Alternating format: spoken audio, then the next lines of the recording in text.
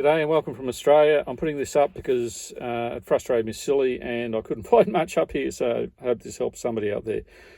This is a Celicia Steel 5-speed, I think it's a W57 or 56 or somewhere there.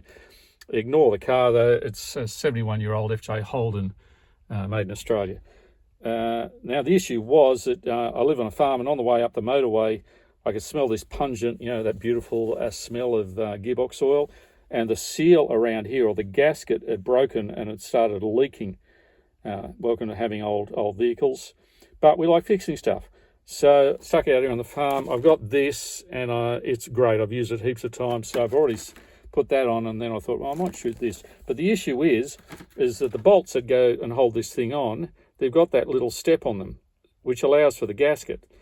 So if you haven't got that, you won't be able to tighten these up, and the whole thing will still be loose. You can tighten the hell out of it and strip it probably. So what you have to do is just grab a couple of washers. I mean, you'd do it properly if you could, and pull the whole gearbox out. A couple of washers to take up that space, or alternatively, if you got some short M8 metric 8s, you could use those, because I think these holes, yeah, they go all the way through, so you could do that.